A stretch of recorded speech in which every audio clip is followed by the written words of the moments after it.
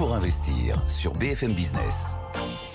C'est l'heure de parler crypto, voire de reparler crypto pour vous qui nous suivez depuis le début de l'émission. Enzo Allo est avec nous. Bonjour Enzo. Bonjour. Vous êtes le fondateur de cryptopatrimoine.fr. On fait notre petit bilan hebdomadaire sur les performances de Bitcoin qui évolue autour des 104 000 $. Un peu moins en forme qu'il y a quelques jours. Bien oui, ça a été pour le coup, on se rapprochait des 100 000 $ la semaine dernière quand on en parlait, on se rapprochait des 110 000 hier. Malheureusement, voilà, les frappes israéliennes contre l'Iran, soi-disant visant des installations nucléaires, vous en avez pas mal parlé, a fait un petit peu bouger les marchés. Bitcoin passe de 110 à 102 en pratiquement 7 heures, ça fait pratiquement moins 9%, mais rebondit plutôt pas mal après. Aujourd'hui, sur 24 heures, on n'est qu'à moins 3%, donc tout à fait classique. Pour Ether, à peu près la même chose, mais ça n'a pas eu le rebond que Bitcoin a pu avoir. On est à moins 9% sur 24 heures.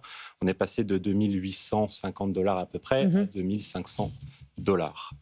Voilà où on en est. Bon, c'était quand même une semaine plutôt positive si on regarde les flux d'ETF. Exactement, semaine assez positive avec pratiquement $1 milliard encore une fois investis sur les ETF Bitcoin Spot des États-Unis.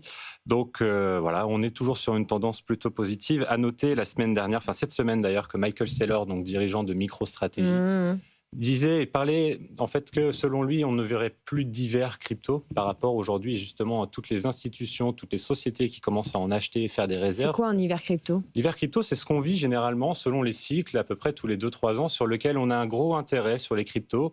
Le marché bourre parce qu'il y a une innovation technologique, parce que les gens s'y réintéressent. Et puis ensuite, généralement, on a une petite période un peu plus plate sur laquelle voilà, le marché s'écroule un petit peu avant de rebondir. Et donc, c'est plat ou ça s'écroule ? Alors, ça s'écroule et ça remonte, on va dire. Enfin, c'est on va dire le commun des cryptos, c'est toujours un petit peu près ça. Sauf que là, pour lui, aujourd'hui, on va éviter maintenant d'avoir des grosses baisses puisqu'on a des positions très longues par des gros institutionnels et que selon lui, on aura de moins en moins de volatilité, ce que je partage pour le coup. Astrée, notre productrice, demande combien de temps dure un hiver crypto en moyenne ? Sur les périodes passées qu'on a eues, c'était environ 1 an et demi. À peu près gros an hiver. Et demi, 2 ans. Mais en fait, c'est selon les périodes d'halving, si vous repérez. En fait, chaque période de halving, généralement, se situe dans un creux un petit peu de la vague. On remarque ça sur ce qu'on appelle le Rainbow Chart, le graphique arc-en-ciel de Bitcoin, qui explique un petit peu la cherté de Bitcoin par rapport aux périodes de halving. Donc le halving, où l'on divise le nombre de récompenses Bitcoin par 2, qui est un cycle d'environ 3 ans et demi, 4 ans. Et en fait, c'est un petit peu comme du papier millimétré, ce qu'on peut voir sur ce genre de choses. Donc les performances passées ne préjugent pas des performances futures. Mais on dirait que les étoiles continuent de s'aligner pour Bitcoin. Voilà la météo crypto avec Enzo. Bon, on va revenir sur une petite actu corporate, enfin une actualité corporate qui concerne la Société Générale. Racontez-nous. Oui, grosse actualité qui justement renforce également le rationnel. Société Générale, banque française, devient la première banque à créer un stablecoin du dollar en conformité avec l'agrément européen MiCA et qu'il devrait voir le jour donc à partir de juillet de cette année.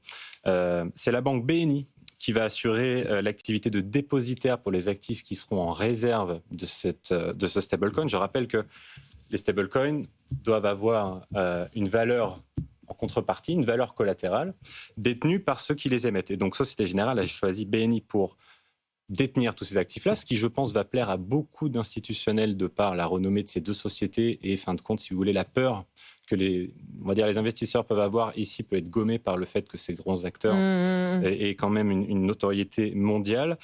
Pour rappel, ils avaient créé un stablecoin de l'euro déjà en 2023, capitalisé aujourd'hui 40 millions d'euros, ce qui est assez peu, on remarque. Le marché des stablecoins est estimé aujourd'hui à l'équivalent du marché du micro-paiement et du paiement mondial, à 2000 milliards de dollars par an. C'est un marché qui est exceptionnellement grand puisque toutes les sociétés participent d'une manière ou d'une autre, à cette industrie du paiement. Et donc, je pense que dans les 3-5 ans à venir, on va avoir un changement de notre modèle financier sur lequel les stablecoins vont prendre de plus en plus d'ampleur de par leur facilité d'utilisation, leur coût d'émission comparé à des monnaies traditionnelles, par rapport à leur gestion, par rapport à leur traçabilité, etc. Et donc, on pourrait s'attendre à voir le modèle traditionnel financier actuel accéléré, je pense, sur les modifications que propose la blockchain aujourd'hui. Ça risque d'être passionnant. Surtout que les États-Unis ont adopté au Sénat mercredi le Genius Act, qui vise également à renforcer l'émission de stablecoins aux États-Unis avec un encadrement similaire à celui qu'on a eu en Europe. en facilitant quand même l'innovation. Ils ne font pas les mêmes erreurs que nous. Donc voilà, plus qu'un vote pour trancher, mais je pense que ça va être une nouvelle voie également de développement pour le $8.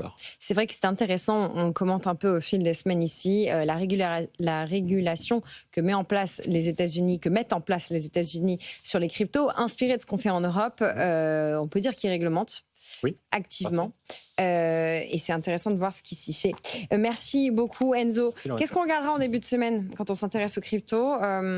Sur quoi il va falloir brancher ces petits radars en début de semaine prochaine? Là, c'est les taux qu'il faut regarder aujourd'hui. Côté BCE et côté Fed, ça impacte pas mal, d'une manière générale, les marchés. Je pense que c'est ce qu'il faut attendre aujourd'hui, c'est les prochains chiffres des banques centrales. Merci beaucoup, Enzo Halo, notre monsieur crypto, avec nous tous les vendredis pour le bilan hebdomadaire de ce qui se passe dans l'univers Bitcoin.